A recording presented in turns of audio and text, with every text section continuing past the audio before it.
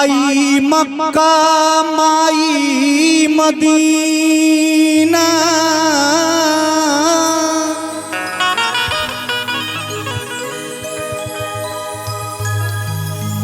अरे माई मथुरा काशी,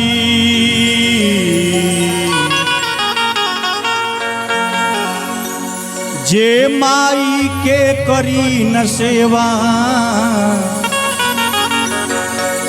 धर्म कर्म सब नासी। और मैं देख रहा हूं कि मंच के सामने हम सभी के गार्जियन चाचा ध्रुव नारायण सिंह जी दिखाई दे रहे हैं।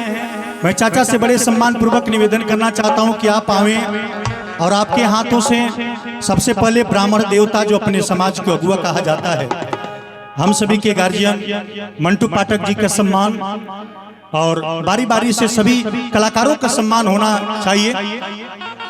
मैंने देखा है कि पाठक जी, क्योंकि परिवार से बहुत पुराना संबंध है, कि पति और पत्नी की बात आती है जहां पे, तो मुझे लगता है कि इतिहास लिखने वाली प्रेम संबंध और एक दूसरे के प्रति सम्मान जितना था मनु सिंह भैया के माताजी और उनके पूजनी पिताजी दोनों लोगों के प्रति इतना भाव और इतना समर्पण, आज मुझे लगता है कि इतिहास लिखने की आवश्यकता है। इतना सम्मान और इतना समर्पण माता पिता दोनों के प्रति, दोनों लोगों के प्रति था।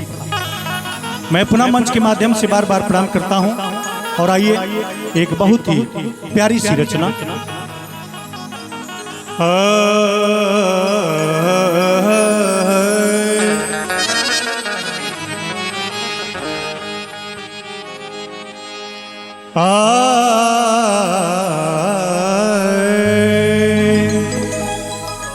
कहल गए भैया हो, कहल गए कि भाषा भोजपुरी परिभाषा से भरपूरी हो, एकरा के तनी अर्थ समझल जरूरी हो। इस सुहागन के हाथ में खनके वाला चूड़ी हो, और तिलक में चलावे वाला पूरी हो, और दुश्मन के गर्दन पर चले वाला छुरी हो। और रमानी चाहे मतमानी, सब भाषा के बाप अपन भाषा भोजपुरी हो। तनी लाइन अच्छा लागल के तो ताली बजे के चाहिए। और यही बात के हमार गुरुजी लगातार लौरिया से 4 बार जो विधायक मंत्री रहल, जो अपना कलम से 25,000 गीत लिखल, 650 फिल्म में जो काम कैल, आदरणीय गुरुजी विनय बिहारी जी का कहिले कि चाहे रहिए दिल्ली मुंबई, चाहे रहिए मैसूरी में, कि चाहे रहिए दिल्ली मुंबई, चाहे रहिए मैसूरी में, अब पढ़िया लिखिया कौनो भाषा बात करी हो भोजपुरी में। तनी भोजपुरी खाती एगो ताली बाज जाओ जोर से। ऐसे हमरा कहे के बा कि 100 गो आचार्य के बराबर एगो गुरु जी का स्थान होला, 100 गो आचार्य के बराबर एगो गुरु जी का स्थान होला, और 100 गो गुरु जी के बराबर एगो बाबूजी का स्थान होला, और 100 गो बाबूजी के बराबर अकेले एगो माई के स्थान होला। तो जितना लोग माई से प्रेम करते हुई एगो ताली बजा करके माई के सम्मान में एगो स्वागत कर लो।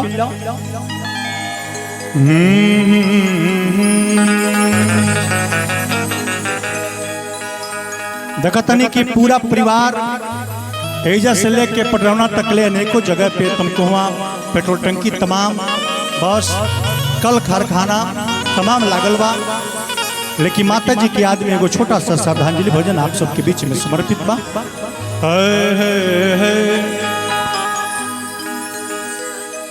अरे बगिया लगावे के लगा गईलू माई, हम ना बड़े भाई लक्ष्मण सिंह जी और मनोज सिंह जी दोनों लोग कर रहे हैं। अरे बगिया लगावे के लगा गईलू माई, घरवा के छोड़ के पारा गईलू माई।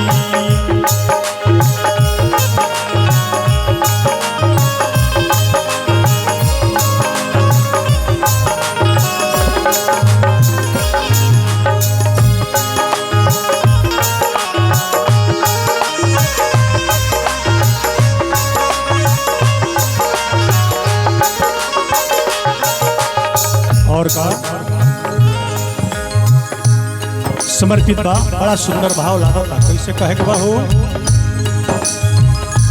माता जी की याद में। बगिया लगावे के लागा गईलू माई, घरवा के छोड़ के पारा गईलू माई।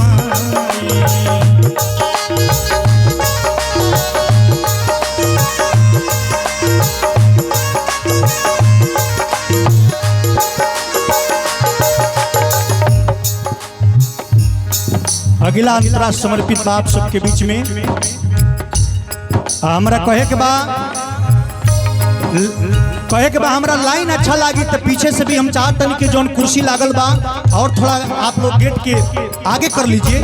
आप लोग सामने रहिए, परिवार के सभी लोग जितने भी रिश्तेदार हैं, मेहमान हैं, गेस्ट हैं, सभी लोग थोड़ा सा और कुर्सी लेकर के आगे आ जाइए। और कहना है कि साकी ने सुबह लिखा और शाम लिख दिया, साकी ने सुबह लिखा और शाम लिख दिया, एक दिल बचा था वो भी आप लोगों के नाम लिख दिया। और हमसे किसी ने पूछा कि आपके दिल में कौन रहता है, तो मैंने झट से कलम उठाया और पूजनी माता जी का नाम लिख दिया, माँ का नाम लिख दिया। ताली बजनी चाहिए।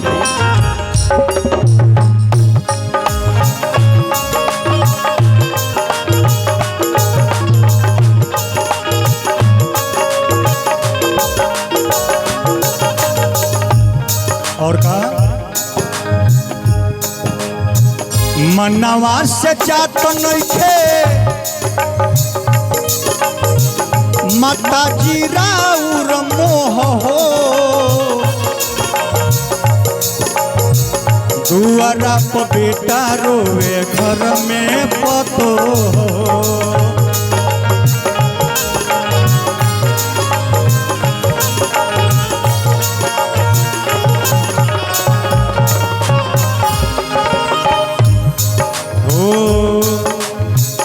मनवा से जात नइखे माता जी राउर मोह हो,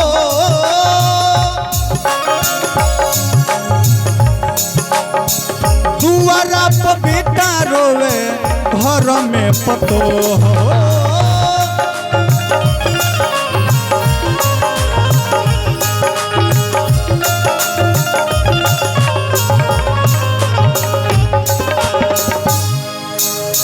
क्षण में हंसा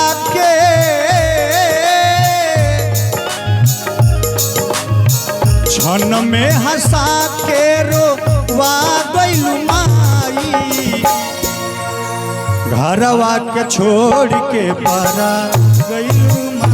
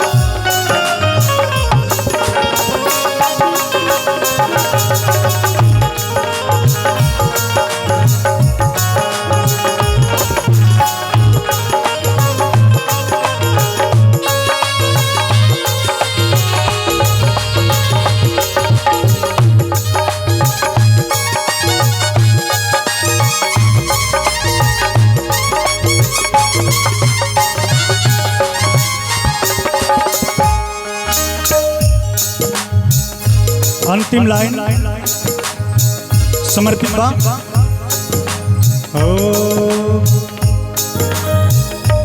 एक बार सपनों में आओ हो जाई तुम्हारी,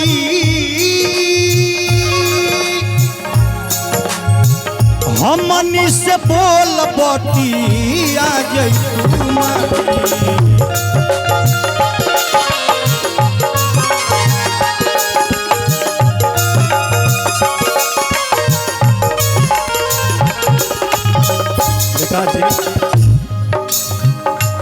तने ओसन कोनो गायक ना है। चलिए भैया की तरफ से आशीर्वाद बार बार प्रणाम बा। अच्छा सोचल पूरा होके आई ये नहीं हो रहा करे के बाकी आगे माता जी गनी पीछे से घर में बढ़ंती होके। लेकिन हम एक बार फिर से पुनः निवेदन करें कि परिवार के मुखिया, परिवार के अगुआ, हम सभी के गार्जियन श्रीमान ध्रुव नारायण चाचा जी रउआ से निवेदन करें कि तनी कुर्सी लेके आगे आई आ कुछ गीत संगीत हम भी एगो गीत सुनाए। एक बाद पाठक जी के गीत संगीत पर रउआ तनी ध्यान दी। वो माता जी के अंतिम विदाई में श्राद्ध कार्यक्रम में अपना हाथ से सब कलाकार लोग के कुछ सम्मान करी। चाचा जी से निवेदन करें कि कुर्सी लगा के तनी आगे आवे के प्रयास करी। एक बार सपनों में हो जाई तुम माई हो, हमनी से बोल बती आ जाई तुम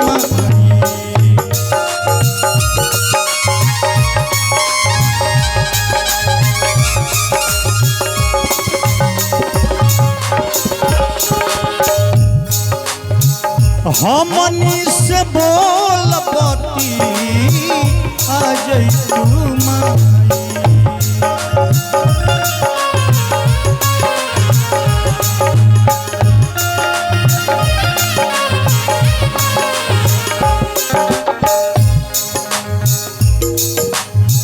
क्षण में हंसा के, क्षण में हंसा के हर क्षण में हंसा के रोवा गईलू माई, घरवा के छोड़ के परा गईलू माई।